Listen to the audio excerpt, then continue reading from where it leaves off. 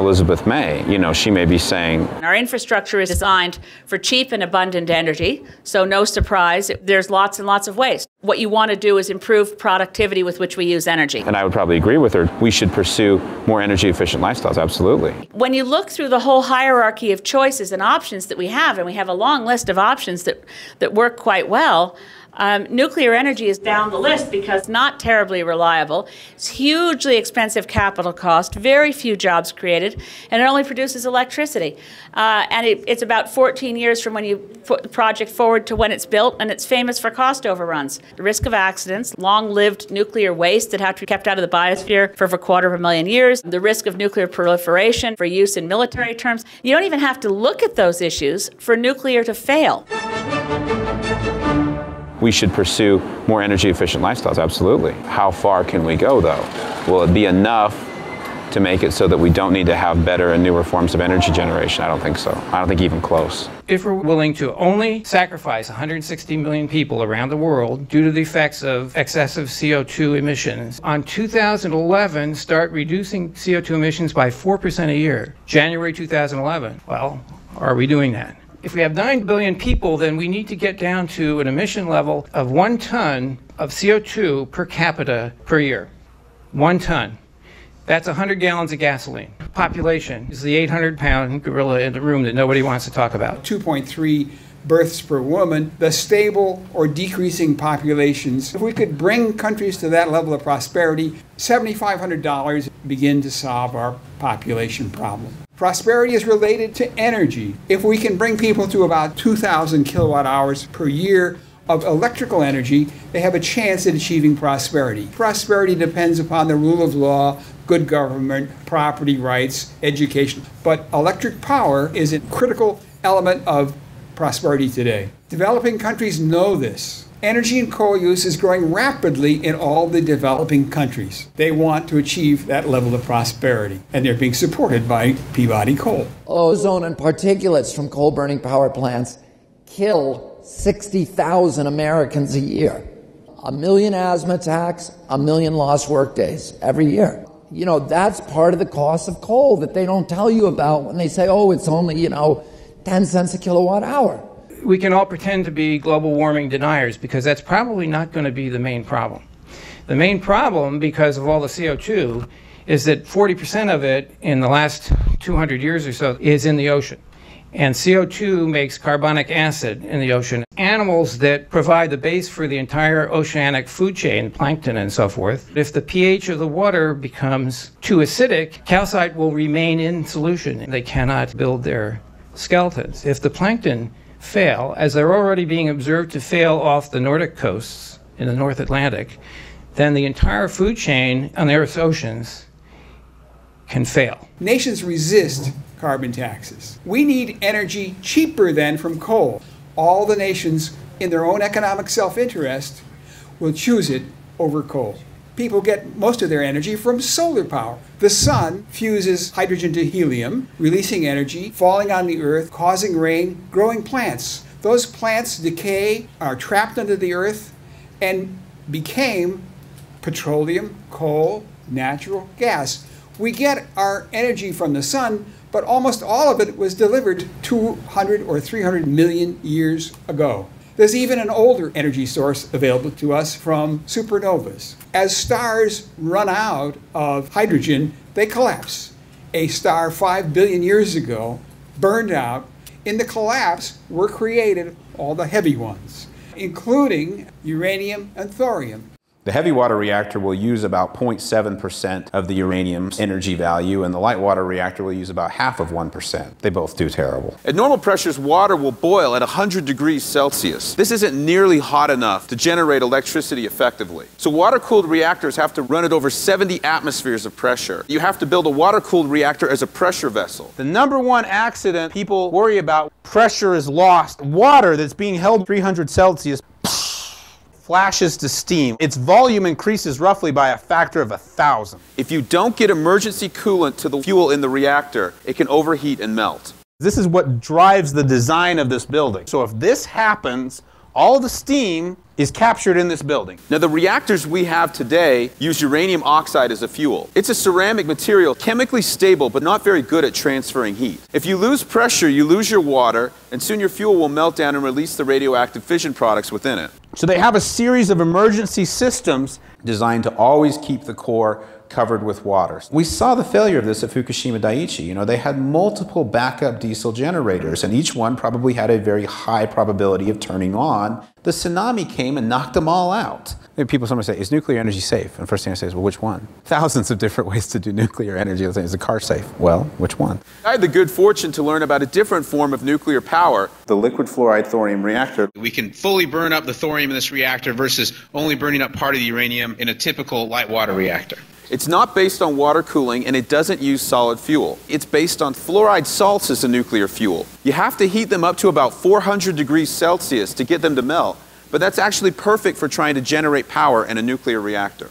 Here's the real magic. They don't have to operate at high pressure. They don't have to use water for coolant, and there's nothing in the reactor that's going to make a big change in density. Unlike the solid fuels that can melt down if you stop cooling them, these liquid fluoride fuels are already melted. In normal operation, you have a little piece of frozen salt that you've kept frozen by blowing cool gas over the outside of the pipe. If there's an emergency and you lose all the power to your nuclear power plant, the little blower stops blowing, the frozen plug of salt melts, and the liquid fluoride fuel inside the reactor drains out of the vessel, through the line, and into another tank called a drain tank. In water-cooled reactors, you generally have to provide power to the plant to keep the water circulating and to prevent a meltdown. But if you lose power to the lifter, it shuts itself down all by itself without human intervention. A staggeringly impressive level of safety, even if there's physical damage to the reactor. you can see that uranium-235 is like on par with silver and platinum. Can you imagine burning platinum for energy? And that's what we're doing with our nuclear energy sources today. We're burning this extremely rare stuff, and we're not burning thorium. It's so energy dense that you can hold a lifetime supply of thorium energy in the palm of your hand. We could use thorium about 200 times more efficiently than we're using uranium now. Because the lifter is capable of almost completely releasing the energy in thorium, this reduces the waste generated over uranium by factors of hundreds and by factors of millions over fossil fuels.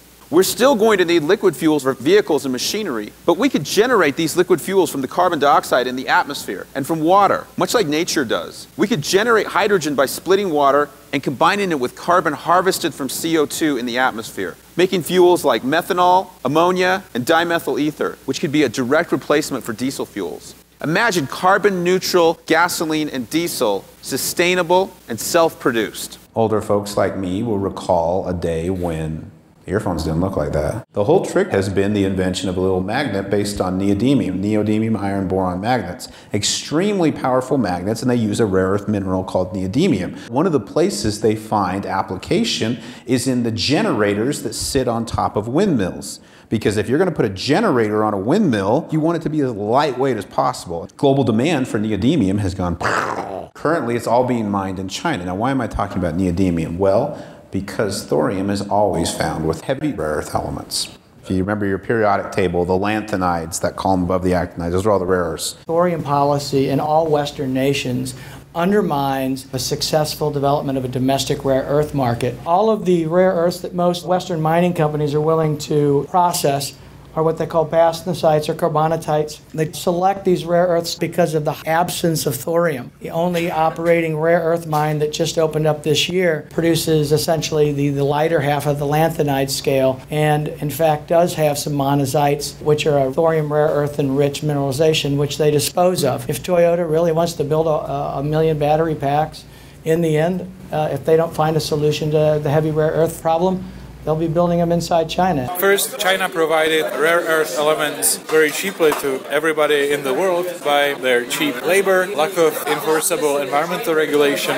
and their appreciated currency. Essentially consolidate, control the rare earth market. And then they said, well, you know, now all of you are coming to our door to buy our rare earths. We don't want to sell the raw material anymore. Our manufacturers can buy it cheaper than your manufacturers, They imposed a huge export tax on rare earth elements, and so one had a choice to accept a huge tax and increase in the price of the product, or to relocate factory into mainland China and buy rare earth elements on a local market without tax. It's a strategy, and it's working pretty well. Manufacturers which use rare earth elements in their products located their manufacturing base inside China. The jobs in manufacturing transferred into the Chinese mainland. They've moved all the way up the value chain and are actually able to leverage their position into capturing other countries' IP. Almost every known way to extract rare earths from their mineral concentrates means that thorium just literally drops out like a rock and you have it. So while you're meeting the world's rare earth demands, the thorium is free. So it's going to be the most valuable commodity in the world with almost no value. Let me tell you how this stuff was discovered. There was a guy named Glenn Seaborg who worked at Berkeley Labs in California in 1942. Coming off discovering plutonium, he thought, I wonder if we could hit thorium with a neutron and turn it into something. Again, fission had been discovered like 3 years earlier, so they were still in the very beginnings. Seaborg looks at his grad student, this is December 1942, and he said, you've just made a $50 quadrillion discovery. Grad student's like, Seaborg was absolutely right. He knew how abundant thorium was in the crust of the earth, and he realized that through this process, you could catalyze the burning of thorium indefinitely. Why do we care? Well, here's why we care. There we go. Every kilogram of fissile material will produce as much energy as 13,000 barrels of oil. Nuclear fission is 1,000,000 times more energy dense than a chemical reaction. Thorium was just set aside. They, by and large, said, we're going to go the plutonium route. And one of the reasons why was they had developed a great deal of understanding about plutonium from the weapons program. They had made the stuff, they had worked with its chemistry, they'd made fuel out of it. They go, we get this.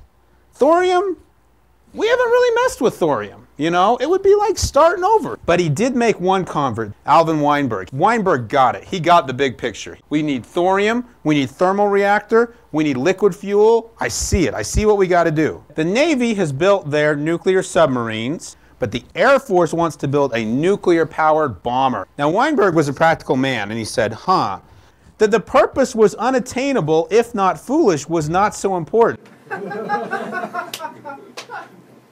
A high-temperature reactor could be useful for other purposes, even if it never propelled an airplane. He knew that to make the nuclear airplane work, they couldn't use water-cooled reactors. They couldn't use high-pressure reactors. They couldn't use complicated solid-fuel reactors. They had to have something that was so slick, that was so safe, that was so simple, that operated at low pressure, high temperatures, had all the features you wanted in it. It is simply too radical, too different, too completely out of the ball field of everything else for it to be arrived at through an evolutionary development. It had to be forced into existence by requirements that were so difficult to achieve, and the nuclear airplane was that. Here's this amazing work that was done before I was even born. This is about 10 years ago. I got in the car, I live in Alabama, and I was able to go up to Oak Ridge and talk to some of the people there. And I said, hey, I've heard that you guys a long time ago did this really, really cool thing. What's going on? And they're like, yeah, long time ago we did a really, really cool thing. And everybody who did it's retired or dead now. I'm like, oh, well, that's not good. What can we do? And they said, well, they wrote a lot of papers and they wrote a lot of reports, PDFs. Not everything, but most of it, about 2/3 of it. So I had this stack of CDs and I thought, oh, sent a copy to the Secretary of Energy, sent a copy to the Director of National Labs, sent it all out to these different places, just sure that, you know, they were going to get CDs from a random person and change national policy. I mean, of course, right?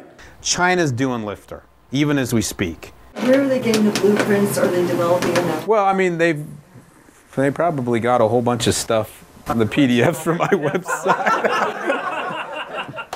It's been in the public domain for an awful long time. I just made it a little easier to get, you know. The Chinese, who apparently have had a more far-sighted approach to thorium for quite some time than we have been stockpiling it for years as they mine for rares. This is the most important thing that's going to happen in the next 24 months, and whoever gets that is essentially going to control the destiny and the rollout of energy for the foreseeable future. You can't have the world move on without you with what, for all practical and measurable purposes, is a safer form of energy. Why are we sustaining an energy system that was the byproduct of the Cold War?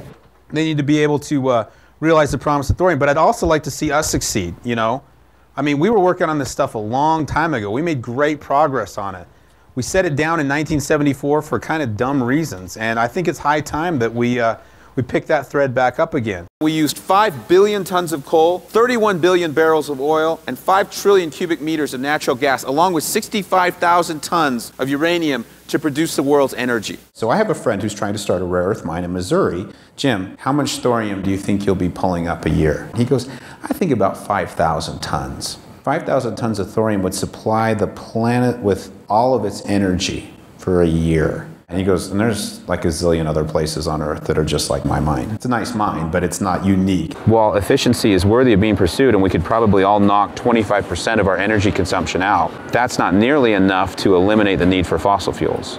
I mean, to eliminate these fossil fuels, we would probably have to knock out 90 to 95% of our energy consumption. And when you're cutting that far, now you're cutting really into the bone. And you don't see wind and solar as... We have been trying to put solar and wind online for decades. It is still on the order of about 1% of total energy production in the United States. Wind is quoted in terms of its capacity. Like you'll say, this is a 3 megawatt windmill. If I have a 3,000 megawatt nuclear plant, 1,000 of these windmills are equivalent to one of these. The wind is only blowing about 15% of the time, 1 out of 6. That correlation becomes absolutely meaningless now because one is running all the time and the other one is only running 1 out of 6 times. If you had a car and you thought, I'm going to go out and get in my car and turn the ignition and I have a 1 in 6 chance the car is going to turn on, how useful would that car be to you? The wind industry says, that's okay, Chelsea. You need to have 6 cars. You want reliability. And we need the exact same thing in energy. Energy is all about reliability. Can we address those concerns by using batteries, which are making great advances with nothing more than a laptop? It's a very, very expensive proposition to use battery backup for the grid. It has not ever been able to be accomplished on a grid level before because of how much it costs to store a watt hour in a battery. This is a very valuable piece of equipment, and it has a relatively low power consumption. And a lithium-ion battery is perfectly appropriate for something like this, but not for the grid. You're not even looking at lithium-ion, you're looking at cheap batteries. You know, you're looking at like lead acid, I mean really cheap batteries, because you're gonna need a lot of them. It's better to get a bunch of lousy ones than to get a few really good ones. Generating here, no, it's generating here, and basically we're intermittent power from multiple sources. And that is another fantasy. You know, the idea that we are gonna run all of these mostly redundant power transmission lines around. If you want to make a power transmission line, if you want to make the economic case pay off for it, you have to show how electricity is going to be thrown through that line almost all the time. Otherwise, it's not worth building. It costs too much money. So the idea that, okay, there's going to be a wind farm here, and there's going to be a solar array here, and there's going to be a wind farm over here, and you know, one of these 3 at any time will be working, but we'll have power transmission lines to all of them. I mean, that's just nonsensical. People who propose that haven't run the numbers. People don't want to see power plants, power transmission lines. They will fight tooth and nail against power transmission lines. We need to have a reliable energy source that is close to where the energy is needing to be consumed. We have a 3-year environmental assessment process in Canada to build a nuclear reactor, and we have a weekend to produce a coal plant. Coal and gas plants are able to release radioactive materials to the environment in much greater amounts than a nuclear plant would ever possibly be allowed to, because they are considered what's called NORM, naturally occurring radioactive materials. For instance, when you go frack a shale and you pull gas out, a lot of radon comes out with that too. You burn the gas, that radon's being released. Nobody counts that radon against the gas. If they did, the Regulatory Commission would shut the gas plant down. Same with coal. Coal contains small amounts of uranium and thorium. They go up the stack, they're dispersed. Why they can't tell you how much waste they produce. Yeah, and they've spent a lot of money to make sure that regulatory agencies do not regulate NORM. Even if linear no threshold was actually true, let's say for a minute it was true, this was the reality of the world, you would still be much better off establishing an entire world powered by nuclear power. And the reason why is because of the radioactive releases from coal. You would want to shut down coal so you could have nuclear, because coal releases more radiation than nuclear by several orders of magnitude. The notion there's no safe amount of radiation, that is not a substantiated or even an accurate statement. A sunburn is radiation damage. That's radiation burn. We don't call it that, but that's what it is. Your body is responding, trying to prevent further radiation damage, ionizing radiation to your skin and your cells, and it's generating melanin, which is a natural shielding mechanism. You don't want to let anybody get too much radiation dose at any one time, and the radioactivity that we get from nuclear reactors is extremely small in comparison to the radioactivity we're getting from other sources. Biggest one being radon. You know, there's a radioactive gas that's coming out of the ground all the time, and you're breathing it right now. It is responsible by far for the majority of the radioactivity that your body receives. You know, it's just the planet we live on. Inside the Earth, thorium and uranium are decaying, and they're decaying very slowly, but there's a lot of them, and the Earth is big. They produce most of the heat that drives the internal processes of the Earth. They produce the heat that drives plate tectonics. They produce the heat that drives the generation of the magnetic field. The magnetic field is deflecting the solar wind. If you don't have a magnetic field deflecting the solar wind, over billions of years your planet ends up like Mars, because the solar wind will strip off a planet's atmosphere without the protecting nature of the magnetic field. So if we didn't have the energy from thorium inside the Earth, we would be on a dead planet. Fun thing I tell people, I say, what's green energy? And they go, geothermal's green energy. Do you know where geothermal comes from? No. It comes from decay of thorium inside the Earth. Is geothermal renewable? Yes. Okay, then thorium's renewable. No, it's not. You're using it up. Well, you're using up thorium as it decays inside the Earth, too. So any argument for geothermal, if it is rigorously pursued, is an argument for the renewability of thorium as an energy resource. You can say, dude, it's green energy. What? If you're concerned with the environment, then you want to be aware of what the power density of any source is. Anybody who's trying to sell you biofuels or this kind of thing, what do you do about the thermodynamic inefficiency of combustion engines? Fuels that you burn is down in here. Whenever we burn something, we're using a very inefficient process. Thermodynamics typically gives us about 30% of the energy when we burn fuel. So every time you put $1 worth of gas in your car, kiss 60 cents goodbye, because it's going to go out the exhaust pipe as heat. And we waste 10% of what's generated in transmission lines. So whenever they talk about these remote solar farms or remote wind farms or anything, you have a debt of 10% that you're paying from now on forever. You're never going to get that energy back. 5 megawatt top of the line Siemens windmill takes 10 acres.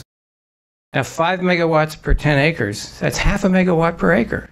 If you move up to fission, you got hundreds of thousands more watts per square foot, per acre, per pound, whatever. And if you move up to fusion, you get another 10,000 times that. Fusion we don't have to wait for because fission is good enough for us, particularly with the thorium cycle. A nuclear article will be written. Author of the article will go to me or Rod Adams or John Wheeler or somebody who's kind of known as a public advocate for nuclear. And then to go find the other side, Ed Lyman or Jim Riccio of Greenpeace or one of those other guys. Now contrast this with an article around solar or wind, because I look for this all the time. I'm always trying to see, is there another side in those articles? There's never another side. Such and such a company has announced they're going to put 50 megawatts of windmills in this site. You know, world rejoices. They've chewed up half the mountain to put the windmills up there. We're offering to buy back solar energy from people who produce it at 35 to 50 cents a kilowatt hour. I mean, that's obscene. But they're subsidizing technology until it gets more efficient. When all of those tariffs are reduced, the things that we're supposed to encourage and jumpstart an industry, the industry collapses. Solar industry in Germany and in Spain is an utter collapse because of the projected removal of feed-in tariffs, because these are simply not economical sources of energy. The subsidy may be well-intentioned to try to get the industry to get going on its own, but that's usually not the way things work. George Monbiot, who writes in The Guardian, he has recently come out very strongly in support of nuclear power because of what happened to Fukushima Daiichi, how it survived the earthquake, and the overall effect has been nothing compared to the death and the loss of life from the tsunami. Well, he mentioned in an article he wrote yesterday that he talked to Caroline Lucas, the head of the Green Party in the UK, and he asked her why she would support subsidies on solar and wind. She goes, I oppose subsidies for nuclear, but I support them for solar and wind because nuclear is an established industry and solar and wind are still developing industries and they need public support in order to flourish. And so George, being a very smart guy, said, well, will you support research into thorium reactors, which could provide a much safer and cheaper means of producing nuclear power? No, because thorium reactors are not a proven technology. On the individual level, we are seeing a lot of people change their minds. But at the organizational level, we're not seeing any change. You know, the people who run the environmentalist organizations. And that's unfortunate.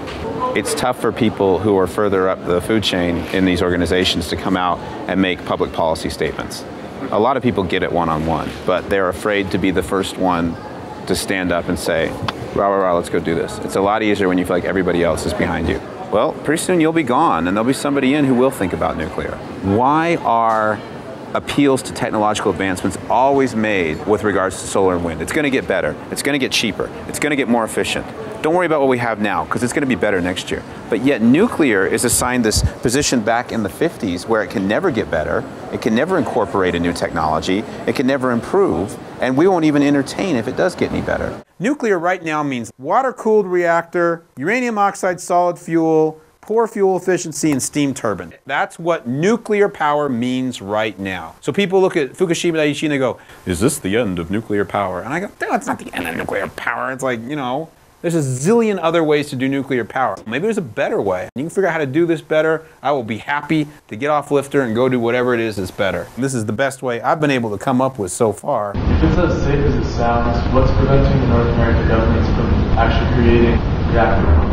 What's the scary thing about it? Ah, you're thinking like me 10 years ago. You're looking for a reason why not. I don't think there is a reason why not. There may be a reason why they may not be excited to do it, but there's no reason why they can't do it. If I'm a company that's building CANDUs or light water reactors or anything, what competitive advantage do I have by pursuing this other direction?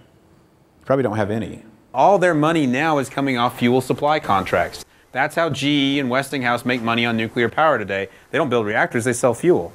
Now, 30 years ago, they were building reactors, but, you know, that's not really going on right now. So come along and say, hey, guess what? I got a reactor. It's got no fuel fabrication to it. You've just upended their business model. I think that we have to do this, or we're going to continue to have wars based on trying to get ever and ever more scarce fossil fuel resources. We like to think of our march forward into progress as a march forward in a linear thing, but human beings have been superstitious and fearful for most of their history. An era of enlightenment has been a relatively short space of human history, and by no means assured that it will continue in that manner. I really believe that if we don't have access to affordable and clean energy, we will revert. We will go back to the way humans have been for thousands and thousands of years, which is where the powerful and the rich oppress the masses who live terrible lives trying to provide things for just a few people. We will literally not only revert to barbarism, but revert to social institutions like slavery. And I mean that with all seriousness. You only have a limited amount of money. You want to reduce greenhouse gases, so you want to apply the dollars in ways that reduce greenhouse gases the most while creating the most employment possible for that investment. But all the jobs that they create have to be built into the price of the power they provide. Yeah, it would provide a lot of jobs, but it's at the expense of people that use the energy. If we can provide an energy source cheaper than from coal, all the nations, in their own economic self-interest, will choose it over coal. Nuclear energy is not terribly reliable. No human can control the output of a solar panel or a windmill. You get what you get. It's a turbine that we just take from a gas plant, suspended from a big scaffolding, a tower, and surrounded by giant mirrors in the desert. If a cloud passes over, or during the evening, the utility wants a base load. And the way that we're going to deliver that base load is by powering it with gas. We're building these all over the country, and one of the questions we ask, we need about 3,000 foot in altitude. We need flat land, we need 300 days of sunlight, and we need to be near a gas pipe. Hugely expensive capital cost. Here are 4 independent proposals to build molten salt reactors and their dates. And the median is $1.98. Boeing makes a $200 million item every day. Producing reactors has a lot of the same quality control issues. Strength of materials, corrosion, quality, documentation, regulation, life safety, all those things that we also worry about. Now, one of the parts with gas is it's rather inexpensive to build the plant. The fuel is most of the expense. So if you look at a lifter for $1 to $2 a watt, you're looking at a full cost there because the fuel cost is so close to zero that you can safely ignore it. Nuclear energy only produces electricity. Now, all our reactors today use steam turbines. They're based on boiling water, running a steam turbine, and then condensing that water. That's why we have big cooling towers. That's why we have to place our reactors by rivers or lakes, is because we use this steam turbine power conversion system. Now, we don't use that because we're stupid. We use it because the limitations of pressurized water mean that you can't get it all that hot. I mean, the reactor just doesn't get that hot. With this reactor, we can get up to more like 700 or 800 C. And at those temperatures, the gas turbine turns out to be a better fit. And you can get about 50% conversion efficiency with the gas turbine.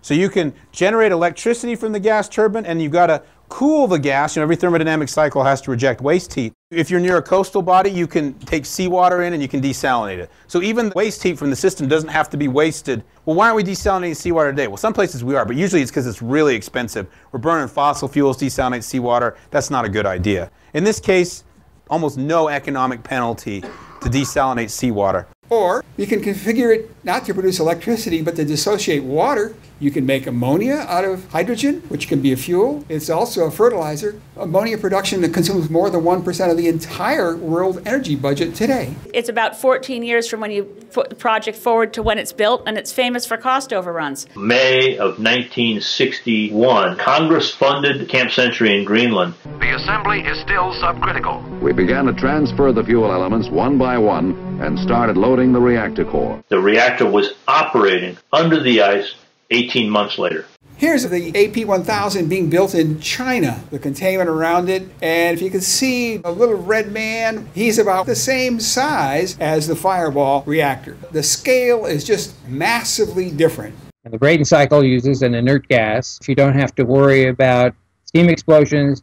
You get more efficiency out of the turbine side, and the turbines are smaller and cheaper to build. The risk of accidents. We can achieve safety for less cost because we're moving to passive safety rather than engineered safety. And we see this trend with reactors like AP1000, but the lifter can take it to a much higher level. Commercial nuclear energy around the world has a very good safety record. Even if you include Chernobyl, the number of deaths from nuclear power plant accidents is less than 100 around the world ever. Just last year, we had a natural gas explosion at a clean energy facility in Middletown, Connecticut that killed 7 people. Coal dust and methane explosion at the Upper Big Branch coal mine, which killed 29 people. Methane explosion in Deepwater Horizon that killed 11 people. San Bruno fire, which was a natural gas pipeline running underneath a neighborhood. It blew up and killed about 8 people and destroyed 50 homes. Why don't you pick on gas transmission? Why don't you pick on all these other sources of actual deaths? Long-lived nuclear waste that have to be kept out of the biosphere for over 250,000 years. And really most of that waste is unburned fuel. There are ways to reprocess it and burn more of it, but it's quite expensive and it's not economically advantageous in today's reactors. The breakthrough in going to fluid fuels means you don't have to reprocess or recycle. You leave the nuclear fuel in the reactor until it's burned up. They remain in the salt and they decay in the salt until they give off all their decay heat. Here's our transuranics. These figures show 10 to the minus 7, 10 to the minus 4, 10 to the minus 7, 10 to the minus 9 grams. This is teeny production. A thousandth of a gram of these dreaded materials, 10 years of operation. This is good. Waste profile, much healthier. The risk of nuclear proliferation. The proliferation hardening on this one, U-232. We've got protactinium. It sends out a bright gamma cascade. So if somebody's tried to run off with it, we can catch them pretty easily. You don't even have to look at those issues for nuclear to fail. The petrochemical industry, the hydrocarbon industry, spends an awful lot of money advertising. They believe in wind and the sun, and Exxon is talking about growing algae, all kinds of alternatives. You'll never hear a hydrocarbon company talking about nuclear. You'll see an awful lot of stories, somebody in the gas or oil industry working against nuclear and trying to raise the barriers of entry. That's a simulated nuclear fuel pellet. It's as much energy as a ton of coal, 147 gallons of oil, or 17,000 cubic feet of natural gas. How can the hydrocarbon industry allow that to be used effectively on the marketplace? If you're making money selling hydrocarbons, you're going to make less money. Maybe I'll never see it happen in my life, but somebody will do it. Once people have learned how to do it, they'll keep using it because it will make that much difference. It looks so good to me. World, what am I missing here? Tell me what I'm missing. And what I've found to my great gratification is other people who are a whole lot smarter than me have looked at it and said, this looks pretty darn good. Why aren't we doing this? We can be competitive with China on making patents on things that weren't thought of in the 50s and 60s. But if we wait, Americans, Canadians, Brazilians will be buying lifter and molten salt technology from China and paying them the royalties. We buy a lot of things from China already. It's not as if we're not buying enough things from China. We are definitely keeping them busy. So let's go develop thorium. And not fight over limited resources. If we don't do it, it will still be happening. It will just be happening in a place like China. We will be seeing lifters built in the future, make no mistake. A lot of environmentalists are always trying to drive us towards using less energy because all that energy is coming from the consumption of fossil fuel. Well, let's say your energy is not coming from the consumption of fossil fuel. Then you could use more energy, and you could use more energy to accomplish things that you are not able to do right now. Break up carbon dioxide, dissociate water, make fertilizer, grow crops, all that. So much energy, an abundance of energy, that it would drive the price down to the point where the only oil we'd be taking out of the ground would be the easy to get to oil, and there's not going to be any more environmental devastation than there already is. If we didn't have to worry about energy, we could think of so many more things to do. If there was a lot of it, and it was cheap, and it was not harmful to the environment, what would you do that you're not doing now? The thing that caught my eye when I was still in high school was the idea of space solar power satellites. Gerard O'Neill, the high frontier. Well, his idea was we were going to go build these colonies. It was going to be like living in a shopping mall in space, you know, and you know, have a little home in the tube.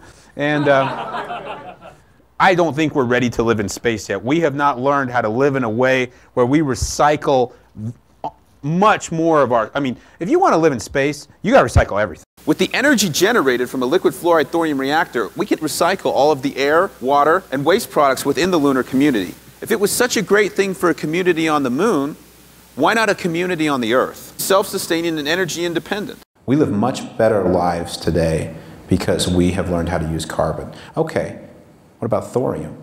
Thorium has 1,000,000 times the energy density of a carbon-hydrogen bond. What could that mean for human civilization going out thousands, tens of thousands of years into the future? Because we're not going to run out of this stuff. Once we've learned how to use it at this kind of efficiency, we will never run out.